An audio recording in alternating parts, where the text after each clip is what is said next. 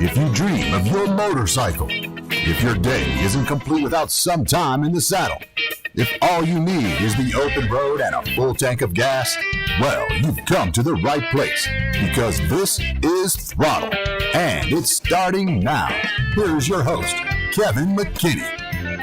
Hello, welcome back to Throttled, everybody. So glad you decided to join us once again. I hope everybody's having a great day. This week, who do we have? We have the always reliable Larry Lanes. Larry, how you doing, buddy? Yo, hey, I'm doing good. And yeah, that was odd. And then we've also got Tom, Mr. I Coach All the Time. How you doing, bud? And apparently I'm unreliable if Larry's Mr. Reliable. So, yeah, I guess, I come and go and not that reliable. Somebody was here last week. Somebody else wasn't. Just saying. This is true. I did have a long class last week. So, we just, but gentlemen, you guys doing pretty good? Yeah. Awesome. Yeah, we're hanging out, hanging in there. As we were just discussing, in the pre-show, taught a class last weekend. It was a solo, so that went, a little long on Saturday and Sunday. And then I did another class Wednesday and Thursday this week. So it's been busy. My first time doing 2 classes in a week. I haven't done 2 in a week. I've done like 3 in back-to-back weekends before, and that was hard, especially working during the week. So I haven't done 2 in a week. Well, this whole retired thing, leaves me a little need something to do during the week. So there was an opportunity, and I took it. It was fun. Well, technically, I did half a class on Wednesday and half a class today, but we'll talk about that later. Well, since you're already sharing, Tom, what about you? Do any more riding other than just the classes and stuff?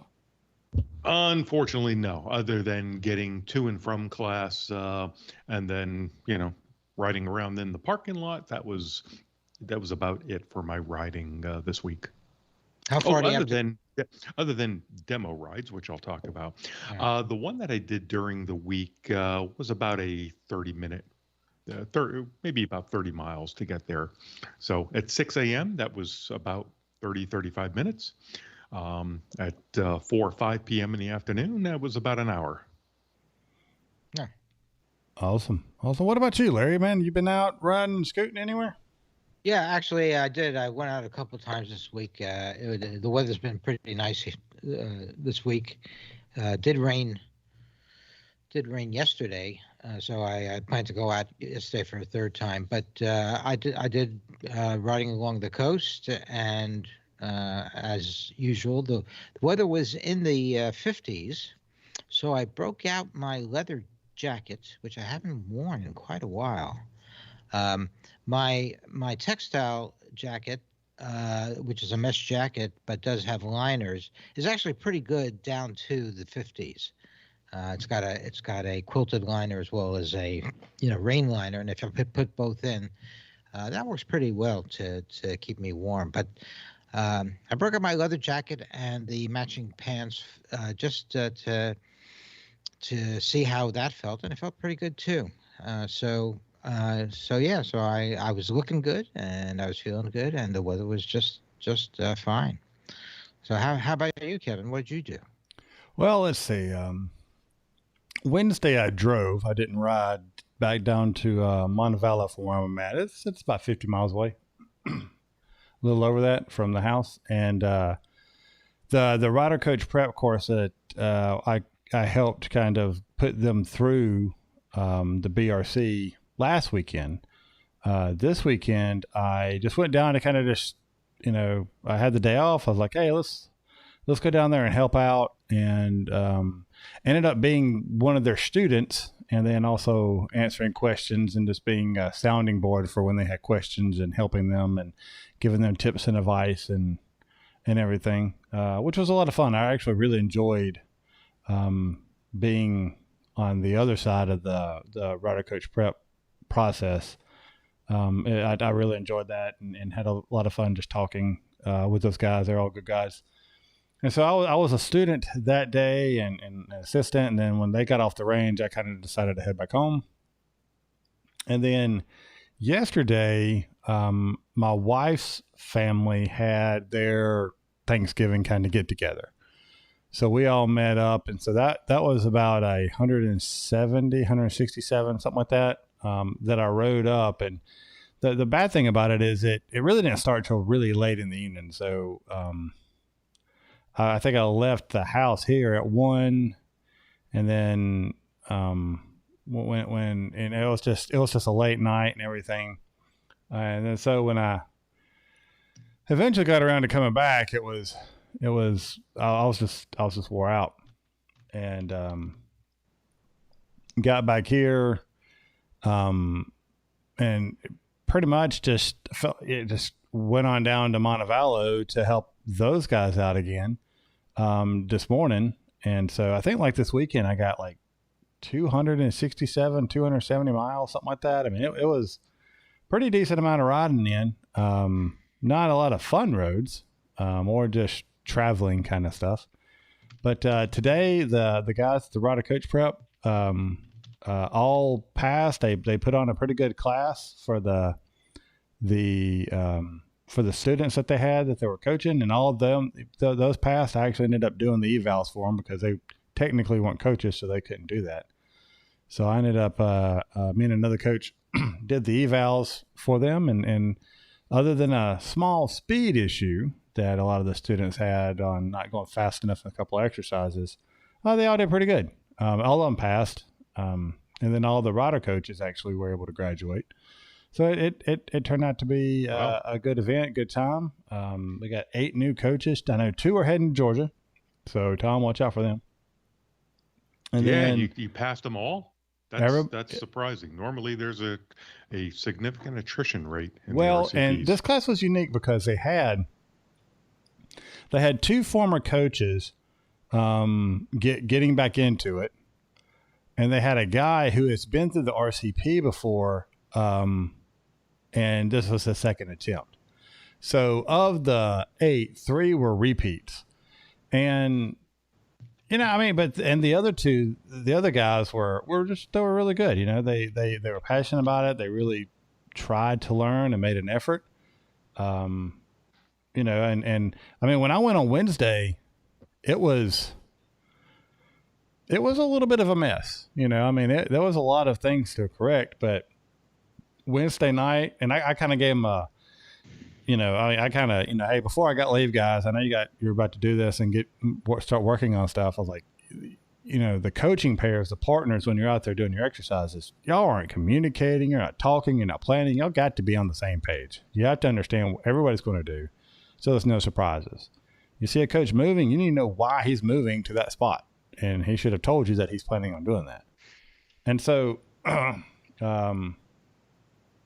They improved 1,000%, and very smooth, a lot of communication, did a great job. And, but that's normally, I remember my Rider Coach Prep class, that Wednesday midweek right before it was a hot mess. And then the next 2 days you pull it together. You go through those exercises so many times and you practice and practice and practice and drill it to where it gets a lot better. So I'm looking forward to coaching with all the guys that staying in Alabama and in my area. I think, couple are going to work for dealerships, so I probably won't see them unless it's at a get together or some kind of thing. But other than that, riding wise, that's all I did was just traveling to those places and coming back. It was a lot of good miles. Got to test out the heated gear a lot, working well. On the way home from dinner, when I met my wife on the way back in, and we stopped and ate, and my vest didn't seem to really be turning on that well. It's like I turned it, turned the knob off and then back on, and didn't really seem to get a ton of heat for the first 5-6 minutes. And then it kind of warmed up a little bit. But it was down in the 50s, and I was not dressed for that, for sure. Like, I had thin pants on, like, almost like khakis. And I wasn't really dressed. I accidentally left my thicker armored stuff at the house. I thought I had it with me and left it. So see, That's where a heated seat comes into play. And if you don't have the heavy pants on, you flip on the butt warmer and it just makes you feel good. But see, it wasn't my butt that was cold. It was my thighs. Heat your butt up and the rest of you will get warm. Trust me. I'll have to on that. All right. So that's what I got there. I think I've got, hold on one second. I've got a piece of mail that we got in. I just remember. No, it was good stuff. Good stuff. Let's see. Mike wrote in, long-time listener, and thanks for all that you do providing a top motorcycling podcast. Enjoy the 1250 GS. I own one, and it's a heck of a bike. So that's Mike. Appreciate it. Thanks for writing in. Cool. Let's see. I think I've got some really weird contact submissions lately. So I'm not really, some of them I'm just like, this is, it's like, hey, I want to share information about my motorcycle. Okay, go ahead. Okay. Send it. I was just like, okay. So I haven't heard back from that individual. But so Mike, thank you very much. And let's see, let's go ahead while we're here and we're taking this little break. Let's go ahead and talk about the Throttle crew, all the individuals that help keep this show moving and going forward. We really appreciate all your support and all that you do for us month in, month out. Wouldn't be here. We say it all the time without you guys and gals. If you're interested in supporting the show and helping us keep the lights on around this place, do us a favor. Go to the website, throttledpodcast.com, scroll to the bottom, click on the Patreon logo, and you can get signed up. We really appreciate all the support, all the help that you guys are giving. Means a lot that we have such valued, especially a lot of you guys are such long-time supporters. We really, really appreciate it. Look forward to meeting the next members, and hopefully if you're, get some value and like to give back, we'd appreciate your support. All right. So that being done. And yep. Go ahead and write us if we say something you like, or if we say something you don't like. Let us know. Yeah. Yeah. We love feedback too. I mean, feedback at throttlepodcast.com. You can go to our social media and we'll cover all that at the end of the show. But, all right, cool. We love getting out of that stuff. All right. So let's dig into some of the things we got going on. But the first thing we're going to cover is Mr. Tom got to go sit on some different bikes and ride some demos. So tell us your story. Yeah, it was an interesting week of expanding my horizons a bit. So I was in the my local BMW dealership the other week, and they had several of the R18s, and they had one set aside as a demo bike, and they've been selling these apparently like crazy, quite a bit. So I didn't take the R18 out for a ride. That may be in the future, but I at least sat on it, felt it. So first impressions on it. This thing is one, it's a massively long bike. It is low. The seat is about the same height as my knee. 27 and a half inches. It is low. Yeah. So you sit on the thing, and when you put your feet on the pegs, it's more of a standard seating position because you're behind those giant honking cylinders. Your knees are way up high, and it's a weird seating position because your knees are well above your butt, and there's no real, at least for me, given my size, there was no real place for me to hold on to the tank with my knees because my knees were then above that portion of the tank. So that was kind of odd. The other is getting this thing up off of the kickstand. This thing weighs, I think the R18 is about 760 to 790, somewhere in that. It is heavy coming off the side stand. I mean, really heavy. So you kind of have to muscle it up off the side stand. Yeah, balance once it's up, kind of floated it back and forth a little bit, then put it back down very gently onto that side stand. Controls were nice, everything all standard BMW, but it's a big honking bike, and like I say, a very odd seating position. So that was just, like I say, just from sitting on it for a few minutes. So the other fun thing, you guys can weigh in on this, was that I went to an Indian demo day on Friday. And so I've been doing more demo days as they've come up in the last few months. I did one Kawasaki one. Last month I did one with Yamaha. And those were all very structured and very, you had to sign up for a bike, and it was all led and such. The way Indian ran their demo day, and now maybe this was Friday because there wasn't that many people, but basically it was kind of like you signed in, they gave you a wristband, and they gave you a map of a suggested route if you did not know the area. And then you went out to the guy that was kind of wrangling the bikes and said, there was no one to. They said, all right, if you didn't know the area, they would get someone to lead you on a ride. Otherwise, just go out and get a bike. So that was it. You just told the guy that was wrangling the bikes, hey, can I get this? Anybody signed up? Nope, take it. That's And great. I just rode bike after bike on my own. Now I knew the area really well because the Indian dealership is close to my home, so it was great. I mean, I did their intended route with a little bit of a change so I could get into at least some curves. The route that they had picked out had virtually no turns whatsoever. So I rode a FTR 1200S version, a Challenger Dark Horse, a Chieftain, and a Scout. And took them all on the exact same route. I'll start off giving my impressions. And well, let me ask you guys, have you ridden any of those four bikes at all? I've ridden the Scout, and actually Okay. the Dark Horse. Yes, I have. Okay. I think All right. I'm with Good. Larry. I think I've ridden both of those, but it was years ago. Like, I think the Dark So, Horse had so just come out when I rode it. the Challenger, yeah. All right. So No, I haven't I'm going ridden to the couch. Challenger. I've ridden. There's Yeah. So another. this was the Challenger Dark Horse. Yeah, I haven't ridden the That's Challenger got yet. the fixed fairing. The Chieftain was the standard mix, and it was different riding those two bikes. So let me couch all my statements by starting off with the end first. In that I'm probably never going to buy an Indian. I will almost never buy a cruiser.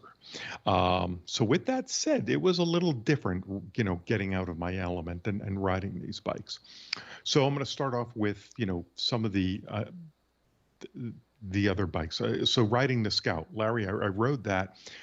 My biggest thing is feet forward position. You coming from a Harley, I guess you were used to that, or you had gotten used to that. That was really weird for me trying to figure out where to put my feet. Oh, I'm sure. Um, and I got to pull up some of my notes on that. So the Scout has no windshields. You are in the standard gynecology position. Your feet are way out in front of you. You're holding on to the handlebars out in front, and you're in that seat position. There's no handlebar, so the wind is just, when you get up to about 60 miles an hour, you just feel like you are being blown backwards off the bike, and you're holding on. Um, pegs were really far forward on that. It was, in the few turns that I was able to take it on, really slow to turn in. And that was pretty common with most of the bikes. The FTR, a little bit of an exception. So I guess I'm used to my GS, uh, very light turning, very responsive. So coming up to a curve, my normal late apex, and then kind of flick it in and heavily lean into the curve. Yeah, that doesn't work on a cruiser apparently, or any of these.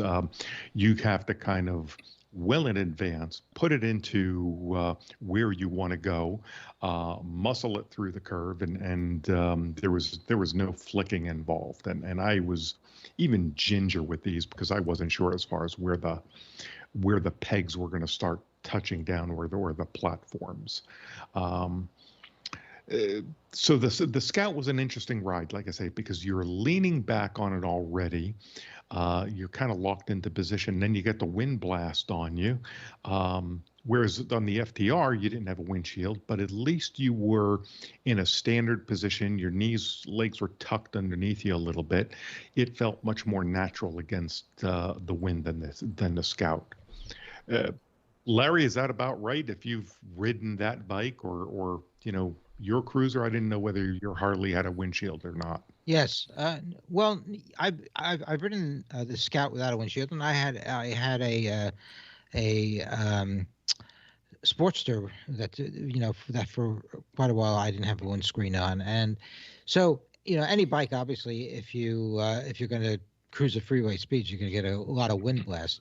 My experience is a little different, and I think some of what you're describing, Tom, has to do with just not being comfortable with the position on the bike. Because once you get used to a more lean back position, and it starts to feel more normal and somewhat more comfortable. So I did have problems with wind blast on the freeway with my Sportster, and that's why I got a windscreen. And my Switchback came with a windscreen already, so. And I did not take it off, even though it was a quick release windscreen. So I always rode it with it. Yeah, I always rode it with it on. And that was it. When you're going between the Challenger and the Chieftain and the Scout, for the most part, in that position, you are locked into the seat. You really can't move. You can't really leverage yourself anywhere because your feet are way out in front of you. So whatever you're sitting in, that's where you're going to be. So the Challenger and the well, let me just mention one difference is that the Sportster had pegs, and what you're saying is true. My Switchback had four boards, and with four boards, you do have more of an option of how you're going to sit and where your center of gravity is going to be. This is true. So with the Challenger and the Chieftain, they had very large floorboards, and I could pull my feet back a little bit, but to shift or use the brake, you had to go, forward back into again. that, back into that forward position. Those bikes are just massive and heavy. The Challenger, the fairing is really far away from you. The Chieftain, it felt like it was right in front of you, like a couple of feet off of you. Great displays. They had TFT displays. Both of them had integrated GPSs on them. A lot of information that it gave you. The Challenger, not so much. The Chieftain, with the air-cooled engine, you had a short shift, which was unusual for me. And just in the route that I took, probably the 10-mile route, it got tiring just shifting this thing so much because you had to run through the gears so quick because of the short shifting and just getting up to a gear that would run 50 miles an hour, which was fourth or so. That was kind of odd. It was busy doing all of that shifting, which I'm not used to from my GS. Is that basically around town I can ride in second or third gear just about anywhere until I get above 60. The Challenger would wind out a little bit more. Before I went out, the guy told me that the best shifting was about 38 to 4,000 RPM. It redlined at 5,000, but what I found that pretty much after you've shifted at about 4,000, it basically was useless after 4,500. You wound it out real quick and had to shift again. So again, that one I was short shifting a little bit more as well. Both, though, when you got up to speed and you got up into a higher gear and kind of loped along, okay, that's where I could see where the cruiser shines. You're just basically sitting in a Barco lounger with your feet up, not much vibration from the engine at those RPMs. You're running at about maybe 2,500, and I could see, okay, that's what those were made for. Not my style of riding, not my style of sitting position. It was just like I say, bizarre having my feet out there and just not being able to move in that seat and just God. And then these fairings are huge. I mean, it was only 70 degrees out, and I had on my my Climb Latitude jacket. I was getting warm behind these bikes. I had to open up all the vents on my jacket at 70 degrees, and then I'd get on the Scout or the FTR, and I'd have to close the vents back down because now I'm back in the air. So there's like you're just in a bubble behind these giant fairings on those bikes. So they have vents, don't they, on the fairings? For the short ride, I didn't look to see as far as where the vents were. I was just concentrating on maneuvering these things around. Sure. Hey, but I did get every other cruiser bike that I passed, I did get away from them. I was one of the tribe, I guess. So I get waves from almost everybody. I don't know. I mean, I don't always on the GS and rare on the scooter. So, but on the big ones, yeah. Yeah, it was, like I say, turning in was really weird with them, though, just pushing that thing around the curves. So, so I did get, pricing. What are these things running? I do want to talk about the FTR because that was probably the one that I liked the most. Fairly aggressive seating position. I was surprised how far tucked the pegs were back. Mm-hmm. I thought it would be a more standard. It was responsive. It turned in much better than the others. Certainly not like the GS, but turn in was pretty good. I could slide off the seat and kind of get off the bike a little bit around the curve. So I was a little bit more aggressive. I actually got to take that bike out twice. The first time, and then I rode it again as my last. So I did take it on a couple of rides and get used to it. I put it into sport mode. Throttle was really responsive with that. So here's my issue with some of these is the cost. So we go to the Scout. Scout retails for $15,200. The Chieftain. Wait a minute, it's $15,200. Are you sure about that? Yeah. The Scout. Yeah. That's so this wasn't the small one. This was the 1100cc Scout. Yeah. I thought. Okay. Well, let me check that out while you're talking. The Chieftain was $29,700. For that was their base model.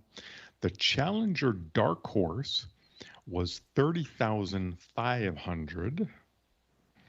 And then the FTR, which surprised me, now this is for the S model, was right at $17,000, although they did have a sale for like $15,500 going on.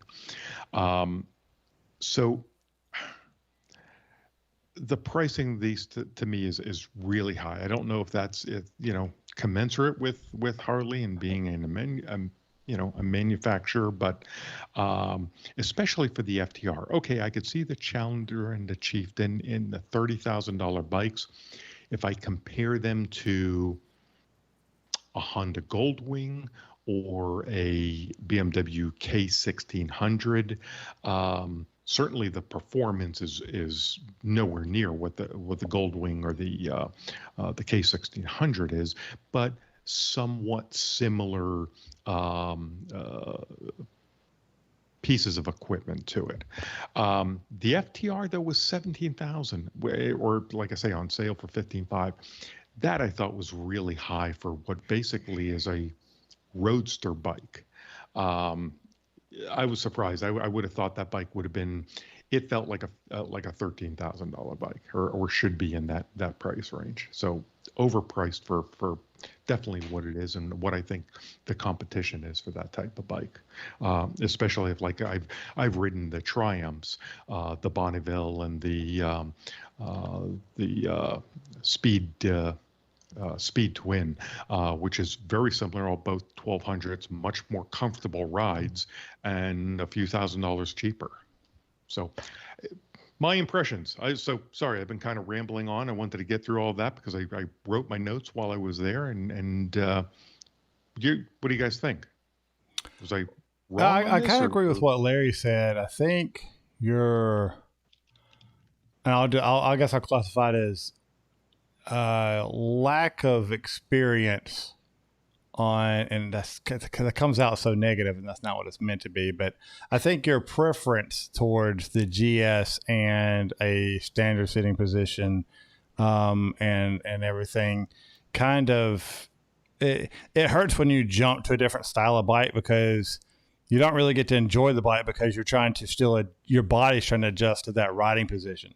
If you were to take one of those bikes out and like rent it for a day and like, okay, hey, we're gonna go ride around the desert around Las Vegas, and you were on one of those bikes, at the end of the day, you still may not have a positive outlook on it, but your impression would be completely different than after the first 20-minute or 45-minute ride, right? And yeah, I really dislike that feet forward position and the weight of the bikes. So that's my first two.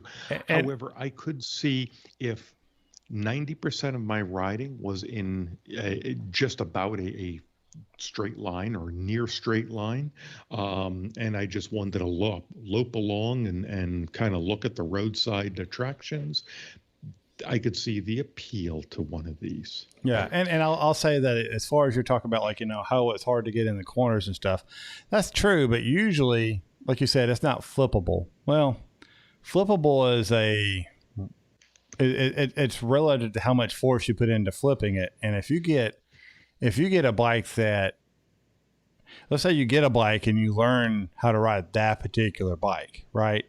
And you get to where you can really, how much force it's going to take to push into a corner, how much force it's going to take to come out of it. All of a sudden, that bike to you becomes very, very manageable and easy to maneuver. I think it's just a lack of experience with those bikes. I would have the same probably initial thoughts as you did. It's been so long since I've been on a cruiser or a heavy bike. But it would be one of those things of, okay, after 20 minutes or so, I would remember, I would remember that, I got to get more into it. Because I thought the same thing about the, what was it? One of the Harleys, one of the fat tire Harleys. I can't remember what it was. Yeah, and so I've demoed those and the most of the Harley bikes, because there used to be a dealership here that did quite a few demo days, but it's been a few years since I've been on a cruiser, and that's why I couch it right up front. Is that okay? These bikes aren't for me. I don't ever see myself buying a cruiser or wanting a cruiser, but it was fun to try something different and see why there is such an affinity towards these bikes. I don't get it, but I like I say, I guess if that style works for you and that type of riding, then great. The Challenger I like better than the Chieftain. Chieftain just seemed, very, very dated in the similar controls, but just, I don't know, having the fairing right on, sitting on the forks, just didn't appeal to me. The Challenger, at least a little bit better, though, like I say, it's just a massive bike, but the windscreen goes up and down. You had some neat stuff. The gauges were excellent on it. I guess it had a sound system that was pretty good. I didn't play with that. But I know you're required when you get on those to turn on AC/DC and blast it as loud as you can. Yeah, that's like required, isn't it? I jest with all of my cruiser and bagger friends. They showed me where the volume control was. I didn't play with it. But 30,000 for those bikes. Oh my God. Yeah, I think the pricing is a little off there. The Scout lists MSRP is 11.5. So I'm not sure if your $15,000 price was with everything that included and out the door. that may have been with with some stuff on it. It was that's without taxes. So the 15 was with destination charge, which I think was Right. like 8 something. It was dealer prep, which was another 6. And there may have been at least the tags that I looked at, there may have been something extra on there. So that was pre-tax, but yeah, 15 grand plus tax. All right, but you got to look at the MSRP. I mean, if you're going to compare it to other Yeah, brands. no, because then if you look at the MSRP, you got to add a few thousand to that because But any you're not bike, including but freight, with you're any not bike, including. right? But with any new bike, you're going to have those additional costs. So again, you're looking at a bike that has an MSRP of 11.5, maybe another 750 for ABS, and that's compared to other bikes that have an MSRP of whatever, but if you start throwing in all of the charges, then it's hard to compare because different states you have different regulations about those charges.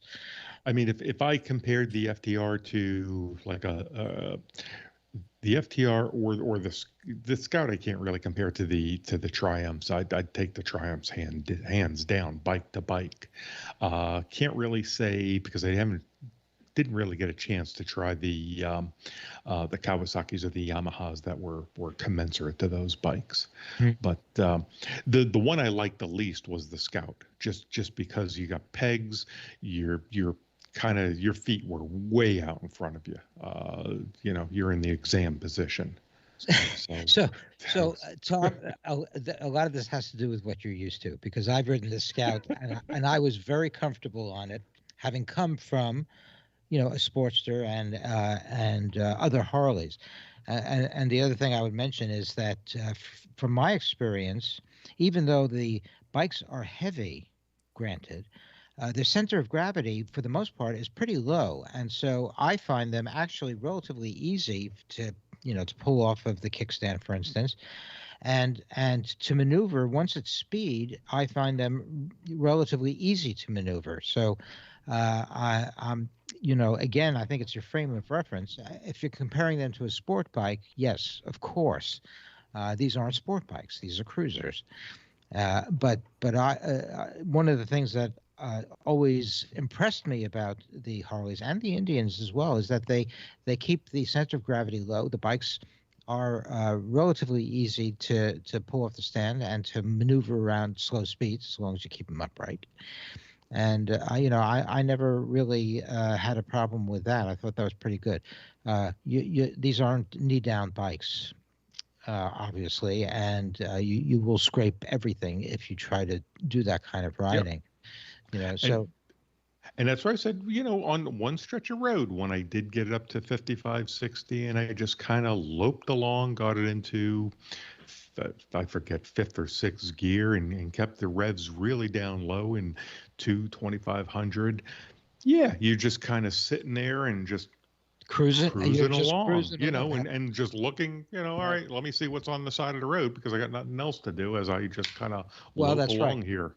That's right. That's exactly what these are, cruisers, and they're meant for cruising. There is definitely not a visceral experience. Well, let's go ahead and change the topic for a minute. Let's see, what time is it? Yeah, let's do this. I don't think we're going to get a lot of the news articles or enough of them to cover. So let's just go ahead and roll into the paddock. I know we got one news article we're going to put into the paddock and then do that. And then we just may call it a night because we've kind of eaten up most of our time already. So I don't want to shortchange anything else. Okie dokie. Well, I have news from some news from Flat Track and, of course, MotoGP. The Flat Track news, the season is over, as I reported the last time. But news comes out of Harley. And I'm afraid the news is not very good. Harley is scaling back its racing efforts. It's not going to have a factory-sponsored team in the Super Twins division of the Flat Track Racing. So they're going to put any support that they provide to dealer prepped bikes. So any dealer sponsored bikes, Harley apparently will provide some support, but there will be no factory sponsored Harleys. And this is kind of disappointing from my point of view, because that kind of leaves the whole thing to Indian. And Indian is already dominating, but I kept hoping every year that Harley would eventually come up and refine their bike to be more competitive. So, this is a part of the whole current Harley trend to pull back and focus on what they're strongest at, although historically Harley has been very strong in flat track racing, dominated it for many years. And part of the appeal to me of the reemergence of flat track racing was the competition between Harley and Indian. And so them pulling out their factory bikes is disappointing. We'll see next season how well and how competitive any dealer sponsored and prep bikes are. Maybe it'll be better.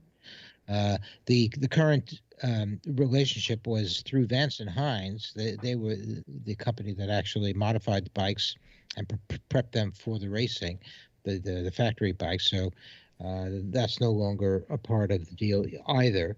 And we'll just see, I guess, how well the dealers do in the racing. And Larry, I thought I read with that Vance and Hines is going to kind of pull back and not enter a bike themselves. They're going to concentrate on just performance parts and support to That's right. to whatever race teams that are out there for the Harleys and different bikes.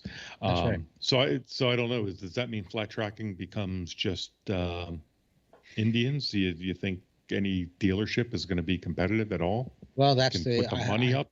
That's the question. That really is. I'm skeptical, because I think that already the Harleys were at a disadvantage. They were, Harley's been using modified production bikes, for the racing, whereas Indian designed their bike from the ground up for racing. So it wasn't quite an even thing to start with, but with the factory support and with Vance and Hines modifying the bikes, I had the hope that the Harley bikes would, eventually become more competitive over time, and that almost seemed to be the case. They seem to be doing a little better this year, but Indian still dominated completely, pretty much all year long. And yes, I'm afraid that this may mark the complete dominance of Indian bikes, and maybe like in sort of MotoGP2 stuff, where the engines and the bikes are standardized, and it's really the riders that are the difference. So anyway, that's the news from Harley. Again, to me, it's somewhat disappointing, but we'll see what happens next year. So I know you guys talked about them, but it's another sign of Harley pullback and constricting and becoming a smaller company. Seems to be the case. Although, as I said, flat track and Harley used to be almost synonymous for many years, and maybe now it'll be Indian and flat track that are synonymous. So that's the deal there. The other thing is that, for me, it carries the impression that Indian is doing a whole lot better than Harley financially. So on to MotoGP. We had the next to the last race of the season this weekend. And even the qualifying was interesting. Franco Morbidelli on the Petronas Yamaha actually took the pole. He was very fast in the qualifying, and Jack Miller on the Pramac Ducati took second. Miller has been much more prominent this year. And next year he's going on to the factory Ducati. So he does have something to prove this year, and he's proving it. He's a competitive rider on the Ducatis, and even the non-factory ones. And Taki Nakagami on the LCR Honda came up third. He's been fast the last half of the season as well, and so he's also an up-and-coming rider. And Johan Zarco on the non-factory Ducati, the Esponsorama Racing Ducati, took fourth place. Paul Espargaro on one of the factory KTMs in fifth. And wouldn't you know it, Maverick Vinales did manage to qualify for sixth place on the grid. Rossi, Dovizioso, and somewhat surprisingly, Mir and Rins on the Suzukis didn't even make the top 10. Although it has been the pattern that Suzukis don't do so well in qualifying, but they seem to be able to make up for that once the race starts. Well, the race did start today, and Morbidelli, Miller took over the lead initially very quickly, but Morbidelli jumped in front of him, I think in the first or second turn, and took the lead, and then pretty much held it the entire race. Towards the end of the race, Miller made a really good effort to catch Morbidelli, who was very smooth, very consistent, running very, very consistent laps until just the last few laps where he seemed to slow down a little bit, and Miller closed the gap between them. And in the last lap, which was one of the most exciting laps I've seen in a race, they hopscotched past each other for the entire lap. And it looked like Miller might have a shot at taking the first place, but ultimately he failed to do it. Went a little wide in a turn, and Morbidelli managed to pass inside of him, take the lead, and hold it in the final straightaway. This track is a curvy track that doesn't have long straightaways, so it's not the best, the track that's most favorable for the Ducatis. Miller did a great job nonetheless, and it deserves a lot of credit for having been so competitive. Now, Mir on the Suzuki, who is in the lead for the championship points, made it to seventh place. He ran a conservative race, knowing that as long as he finished in the top 10, he would probably clinch the championship. I guess there was a question if Rins, his teammate, was able to win the race, then he might actually theoretically be able to take the championship if he won the next race as well, and depending on how Mir did. But as it turns out, Rins ran a good race, but he did not win it. He finished in fourth place, not only cementing Rins' points for the championship, but also cementing the Suzuki being able to win the Manufacturers' Championship as well. First time for Suzuki in MotoGP. Paul Espargaro ran a solid race on the factory KTM, finished in third place. Quartararo went down on his bike, and he wasn't running well anyway. Vinales and Rossi ended up finishing back in the pack, so the factory Yamahas really weren't competitive. So the championship has been decided, but there is one more race, and the who is going to win that race is still up for grabs. So stay with us for the finale next week in Portugal. And that's it for the paddock.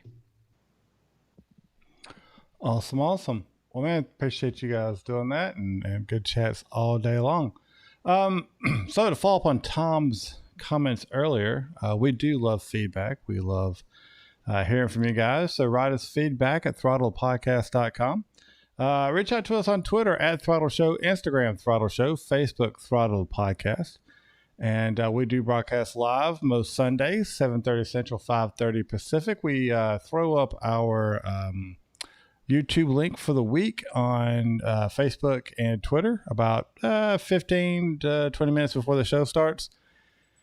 And that's probably going to be it. Thanks again to our Throttle crew members. We'll see how things roll out there, and hopefully we get some new ones. All right, let's see. Tom, why don't you sign up for us first? All right. Hey, everybody. Thanks for coming out tonight. It was a fun conversation. So enjoyed it quite a bit, and look forward to next time. Larry? Well, hey guys, I was just looking at the chat. So as always, it's been a great chat and a lot of fun talking to you guys through the chat. And it's the weather's great here. I'll ride through the winter, so to speak. And I encourage everybody else to ride and make sure that you ride safe and ride your own ride. Kevin? All right, everybody. Hey, thanks so much for joining us in this show. We really appreciate it. Hope you enjoyed it. Write us in. Let us know what we're doing right. Let us know what we're doing wrong. Apparently, talking is one of those. Struggling with at the moment. But I look forward to hearing from everybody. If you get out there and ride safe. We'll see you all next week. Bye. And everybody in the live stream, thanks so much. You guys, as always, kept it lively and awesome as you do week in and week out. Hopefully we'll see you all next week. I believe, next week, 22nd, we should be here. But then the following week after Thanksgiving, I think that's the following week, we'll be. That's right. Yeah, we'll probably take a break and not be here.